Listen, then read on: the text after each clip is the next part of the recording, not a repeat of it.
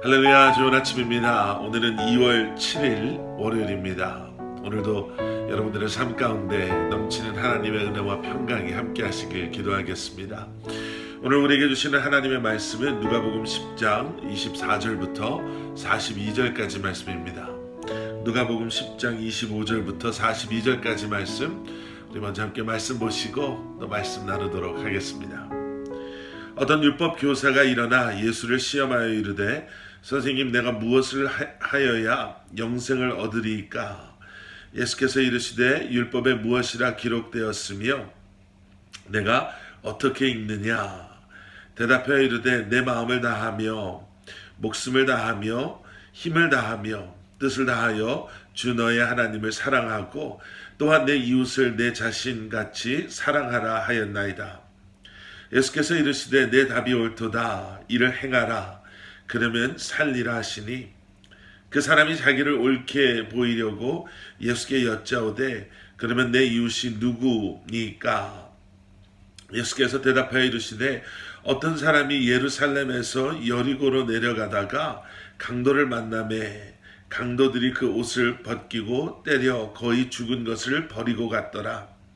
마침한 제사장이 그 길로 내려가다가 그를 보고 피하여 지나가고, 또 이와 같이 한 레위인도 그곳에 이르러 그를 보고 피하여 지나가되, 어떤 사마리아 사람은 여행하는 중 거기 이르러 그를 보고 불쌍히 여겨 가까이 가서 기름과 포도주를 그 상처에 붓고 싸매고 자기 짐승에 태워 주막으로 데리고 가서 돌보아 주니라. 그 이튿날 그가 주막 주인에게 데나리온 둘을 내어주며 이르되, 이 사람을 돌보아 주라. 비용이 더 들면 내가 돌아올 때에 갚으리라 하였으니, 내 생각에는 이 세 사람 중에 누가 강도 만난 자의 이웃이 되겠느냐? 이르되, 자비를 베푼 자니이다. 예수께서 이르시되, 가서 너도 이와 같이 하라 하시니라. 그들이 길 갈 때에 예수께서 한 마을에 들어가심에 마르다라 이름하는 한 여자가 자기 집으로 영접하더라.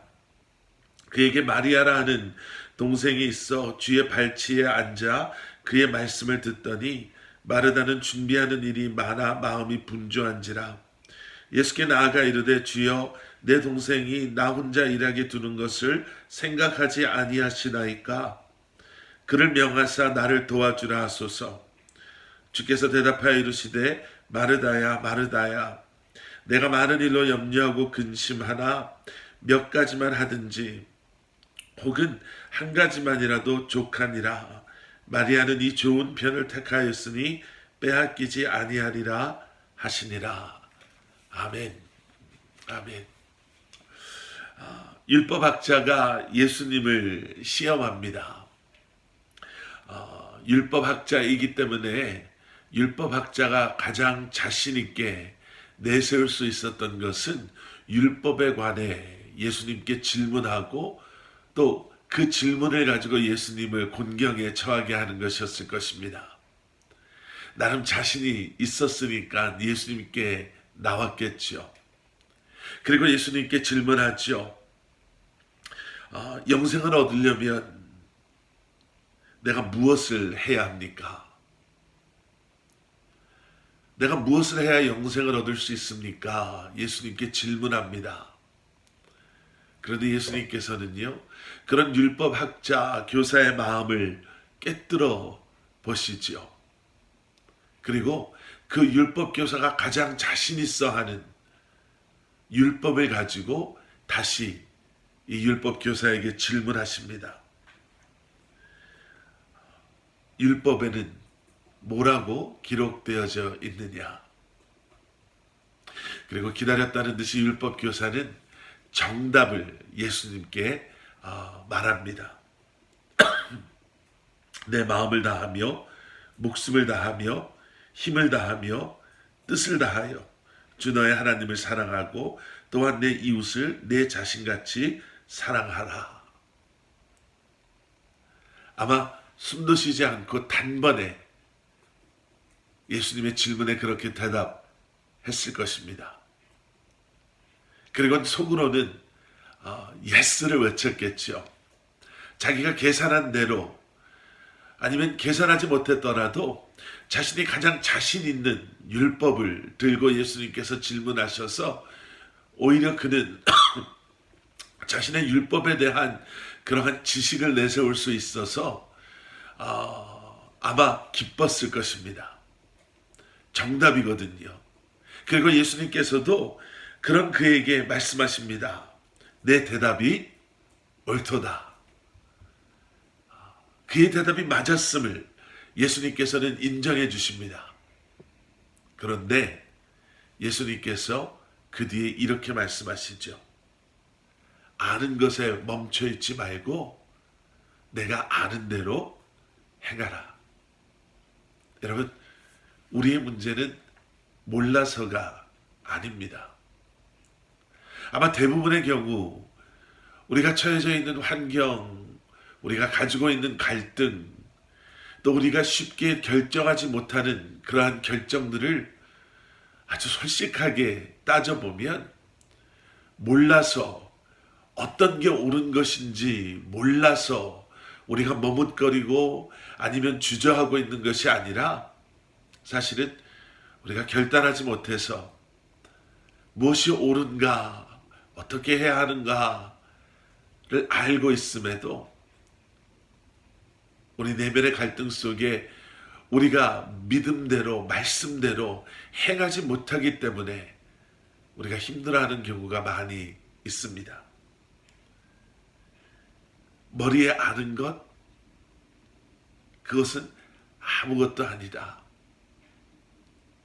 정답일 수 있지만 내가 머리로 아는 그것을 행하지 못하면 결코 그것은 아무런 열매도 맺을 수 없고 아무것도 변화시킬 수 없고 결코 주님께서 원하시는 모습의 우리의 삶이 될 수 없음을 말씀해주고 계시죠.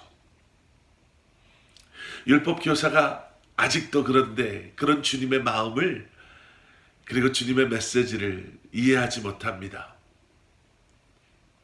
그리고 예수님께 질문하죠. 아니 그러면 누가 내 이웃이라는 겁니까? 내가 사랑해야 되는 이웃이 누구입니까? 라고 이웃이라는 그 이웃의 대상을 그 대상에 대해 질문합니다. 그리고 예수님께서는 우리가 너무나도 잘 아는 사마리아 사람의 비유 말씀을 해주시죠. 어떤 사람이 예루살렘에서 여리고로 가다가 강도를 만납니다. 심지어는 입고 있던 옷마저도 빼앗기고 정말 강도에게 죽을 것처럼 두드려 맞고 피를 흘리고 길바닥에 버려지죠. 그리고 세 사람이 그 사람 곁을 지나갑니다. 제사장과 레위 사람들은 그런 그의 모습을 보고 지나칩니다. 무서워서 그랬을까? 뭐 그랬을 수도 있겠죠.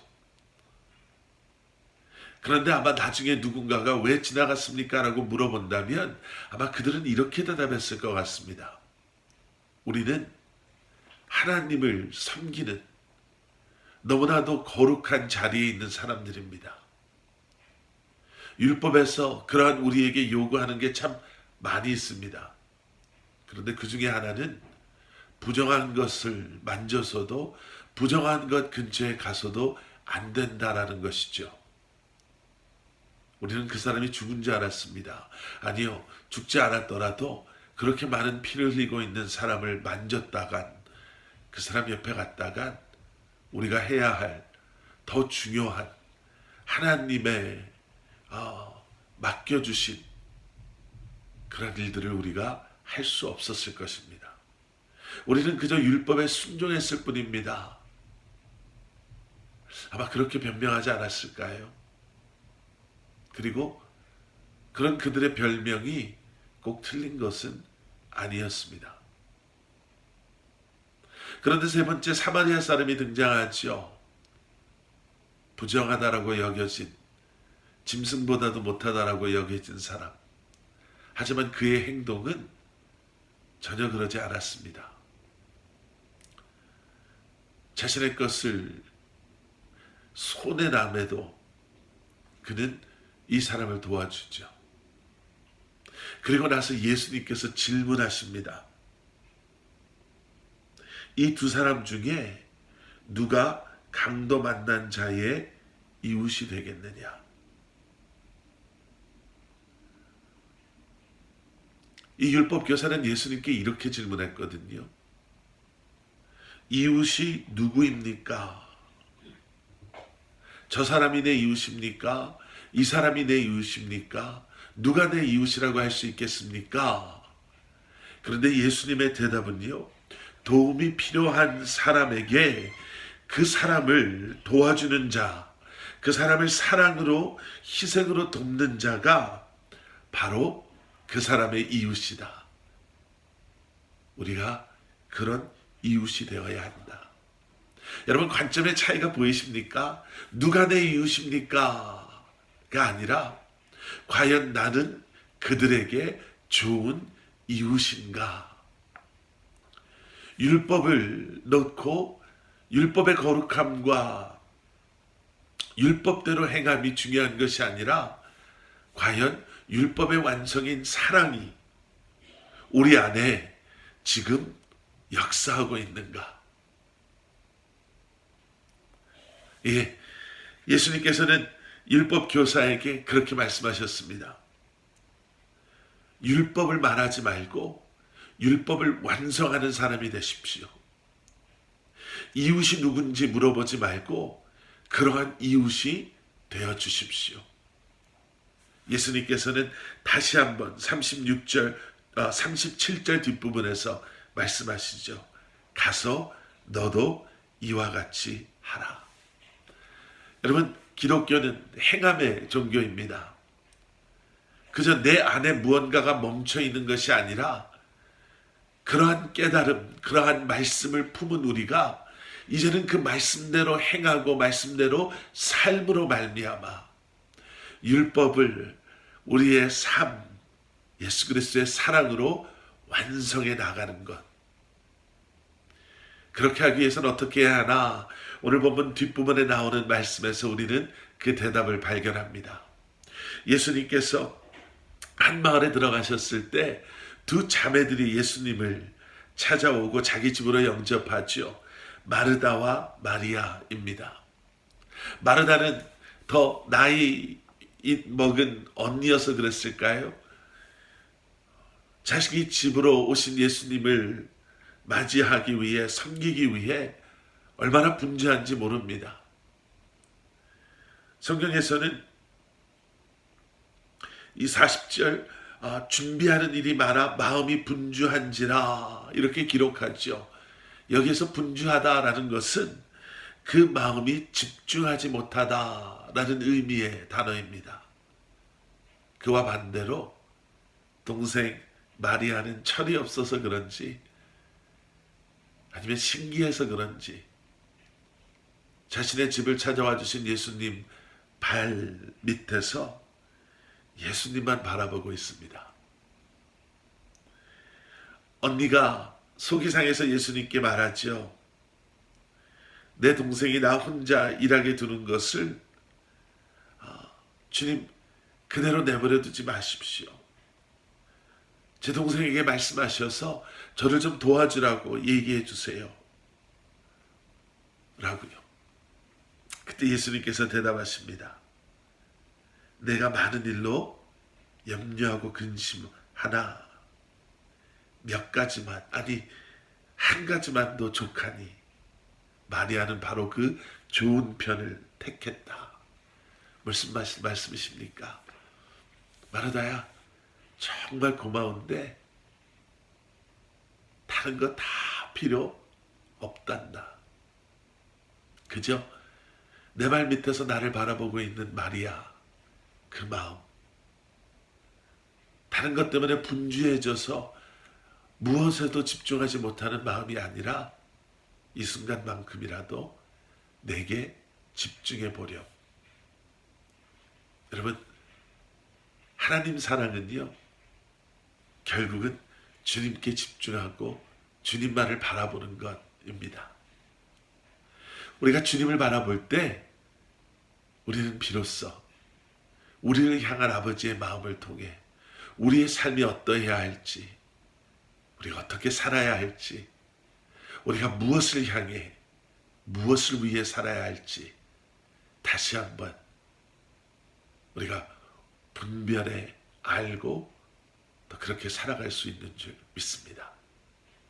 오늘 하루도 주님께 집중하심으로 좋은 이웃 그리고 주님께서 원하시는 예배자로 이 한 날을 살아가시기를 예수 그리스도의 이름으로 축원합니다. 함께 기도하시겠습니다. 사랑의 아버지 하나님, 주님 감사합니다. 주님, 오늘도 주님만을 바라보게 하시고 주님께 집중하게 하시고 주신 말씀 붙잡고 주님과 동행하며 이 한 날을 살아가게 하여 주시옵소서. 그저 분주한 열매 없는 인생이 아니라 주님께 집중함으로 주님께서 원하시는 열매 맺고 우리가 좋은 이웃이 되며 주님께서 원하시는 예배자로 택함 받은 하나님의 백성으로 부끄러움 없이 이 한 날을 살아갈 수 있도록 은혜 내려 주시옵소서. 예수 그리스도 이름 받들어 간절히 기도드려 싸움나이다. 아멘.